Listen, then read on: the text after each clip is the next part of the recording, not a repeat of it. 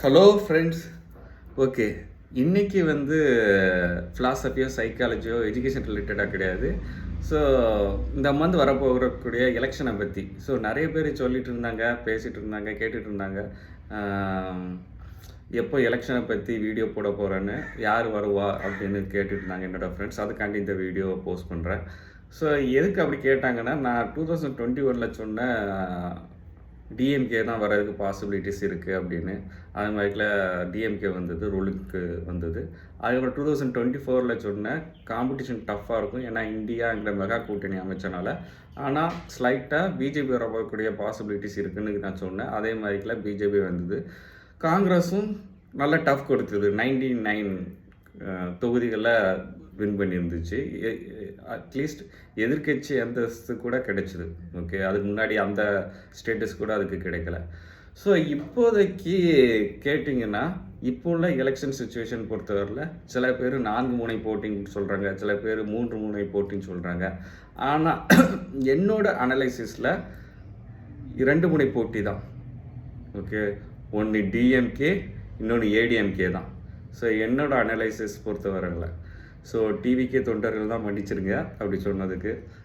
நான் ரியாலிட்டியை அனலைசிஸ் பண்ணி நான் சொல்கிறேன். எதனால் அப்படி சொல்கிறேன்னா, ரெண்டுமே மோர் தென் 50 இயர்ஸ்க்கு மேலே உள்ள கட்சி. ரெண்டுமே கட்சியுமே பாரம்பரியம் உள்ள கட்சி. மாறி மாறி அதான் ரூலுக்கு வந்துட்டுருக்கு. அதனால் அப்படி சொன்னேன். அப்போனா விஜய் என்ன செய்வார் அப்படின்னு கேட்டிங்கன்னா, விஜய் வந்து என்னது, ஃபஸ்ட்டு டெஸ்ட்ராயராக இருப்பார் அல்லது மேக்கராக இருப்பார். ஓகே, ஒன்று ஒருத்தரை அழிப்பார் அல்லது ஒன்று உருவாக்குவார். அது டிஎம்கேவாக இருந்தாலும் சரி, ஏடிஎம்கேவாக இருந்தாலும் சரி. அவர் வந்து சீஃப் மினிஸ்டராக வரமாட்டார், என்னோட ப்ரெடிக்ஷன். ஓகே, மேபி அவர் வின் பண்ணலாம், ஆனால் அவர் வந்து சீஃப் மினிஸ்டராக வரமாட்டார். அது என்னோட ப்ரெடிக்ஷன். அதுக்கப்புறம் டிஎம்கே ஏடிஎம்கேவோட ஸ்ட்ரென்த்து பார்ப்போம். டிஎம்கே வந்து ஓட் பேங்க் வந்து ஸ்ட்ராங்காக இருக்கும். கலைஞர் வந்து ஸ்டார்டிங்கில் இருந்தே ஓட் பேங்கை ஸ்ட்ராங்காக வச்சுருந்தாரு. யாரோட வரும்னா ஷெட்யூல் கேஸ்ட் பீப்புள். ஓகே, அது பறையர், பல்லர், அந்த கம்யூனிட்டியில் உள்ள பீப்புளை ஸ்ட்ராங்காக வச்சுருந்தாரு. செகண்ட் வந்து minority community. Okay, especially Christians and Muslims, அவங்களோட ஓட்டை ஸ்ட்ராங்காக வச்சுருந்தாரு. தேர்டு வந்து கவர்மெண்ட் எம்ப்ளாயீஸோட ஓட். ஓகே, அந்த 3 ஓட்டையுமே ஸ்ட்ராங்காக வச்சுருந்தாரு. ஏன்னா கலைஞருக்கு வந்து கரிஸ்மா அந்தளவுக்கு கிடையாது. அறிவாளி, அந்த கவிதை, கட்டுரை அதெல்லாம் எழுதி அறிவாளி. ஓகே, ஆனால் கரிஸ்மாங்கிறது கிடையாது. அந்த ஓட் பேங்கை ஸ்ட்ராங்காக வச்சு அதனால ஆட்சியை பிடிச்சார். ஏடிஎம்கேயோட ப்ளஸ் இருந்தான்னா, ஃபஸ்ட்டு எம்ஜிஆராக இருக்கட்டும் அல்லது ஜெயலலிதா அம்மாவாக இருந்திருக்கும், 2 பேருமே கரிஸ்மா உண்டு. ஓகே, அதனால தான் எம்ஜிஆர் படுத்துக்கிட்டே ஜெயித்தார். படுத்துக்கிட்டே அது எலெக்ஷனை வின் பண்ணார். அது என்ன கரிஸ்மா வச்சு தான். அதே மாதிரிலாம் ஏடிஎம்கேக்கும் அந்த அம்மா செகண்ட் டைம் கன்சிக்யூட்டிவாக வந்து முடிஞ்சதுன்னா 2011 சரி, 2016 சரி, அவங்ககிட்ட கரிஸ்மா இருந்துச்சு. ஓகேவா? ஜெயலலிதா அம்மாவை நேரில் பார்க்கக்கூடிய பாக்கியம் கிடைச்சிது. பார்க்கும்போது ஒரு கரிஸ்மா இருந்துச்சு, அதே அட்ராக்ஷன். அதனால தான் கன்சிக்யூட்டிவாக வர முடிஞ்சுது. இப்போதைக்கு கரிஸ்மாங்கிறது எந்த லீடர்ட்டையும் இல்லை. டிஎம்கேட்டும் இல்லை, ஏடிஎம்கேட்டும் இல்லை. படுத்துக்கிட்டே ஜெயிக்கிற அந்த காலம் வந்து எம்ஜிஆரோட முடிஞ்சு போச்சு. இப்போ எந்த லீடர்ட்டுமே கிடையாது. ஓகேவா? அதுக்கப்புறம் இப்போ உள்ள சுச்சுவேஷன் எப்படி இருக்குன்னா, டிஎம்கேவோட மைனஸ் பார்த்தீங்கன்னா, அவங்களோட ஓட் பேங்க் வந்து ஸ்ப்ளிட் ஆகிருக்கு, எஸ்பெஷலி ஷெட்யூல் கேஸ்ட் பீப்புள் வந்து. ஓகே, பிஜேபி கொஞ்சம் ஸ்ப்ளிட் ஆகிடுச்சு. எங்கே ஜான் பாண்டியன், அங்கே தேவேந்திர குல வெள்ளாளர் அதை அறிவித்த உடனே அது கொஞ்சம் பிஜேபிக்கும் கொஞ்சம் ஸ்ப்ளிட் ஆகி போயிடுச்சு. அதுக்கப்புறம் விஜய் வந்த உடனே எஸ்சி ஓட்டு கொஞ்சம் ஸ்ப்ளிட் ஆகிடுச்சு. Okay, especially Paraiyar community. நான் இருந்த ஏரியா பறையார் ஏரியா தான். அந்த ஏரியாவில் பார்த்திங்கன்னா, நான் வந்த புதுசில் பிசிகே திருமாவளவன் கொடி தான் பறந்துட்டு இருந்துச்சு. இப்போ விஜய் ஆரம்பித்த உடனே விஜயோட கொடி தான் பறக்க ஆரம்பிச்சிருச்சு.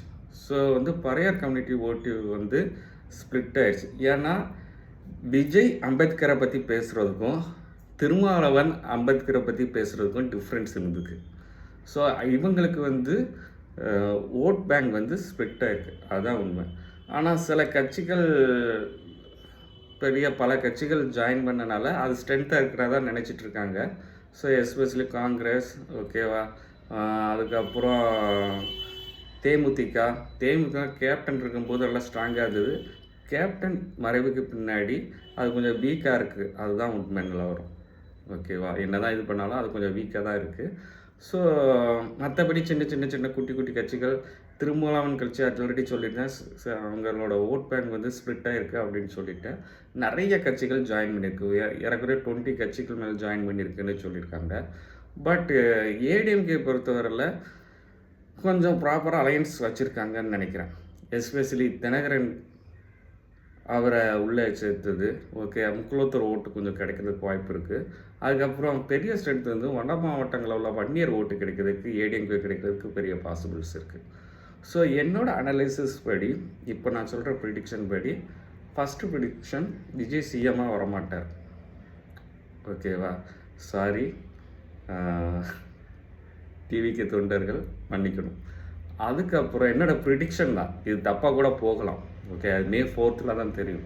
ஸோ அதுக்கப்புறம் செகண்ட் ப்ரிடிக்ஷன் என்னென்னா, நாம் தமிழர் கட்சி பெரிய பின்னடைவாக சந்திக்கும். நாம் தமிழர் கட்சி பெரிய பின்னடைவாக சந்திக்கும்.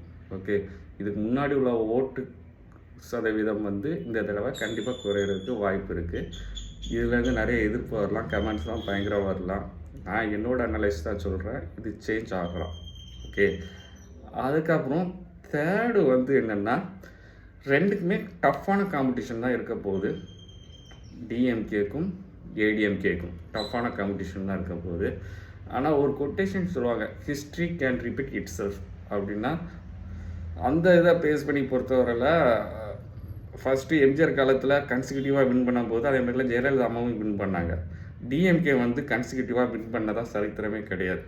ஓகே, ஸோ அதை பேஸ் பண்ணி பார்க்கும்போது டிஎம்கே செகண்ட் டைம் வர்றதுக்கான பாசிபிள் கொஞ்சம், ஓகே, ரொம்ப கேவலமாக தான் தோக்காது, கொஞ்சம் கம்மியாக இருக்குது. ஓகே, ஸோ எதுனாலும் May 4th wait and C.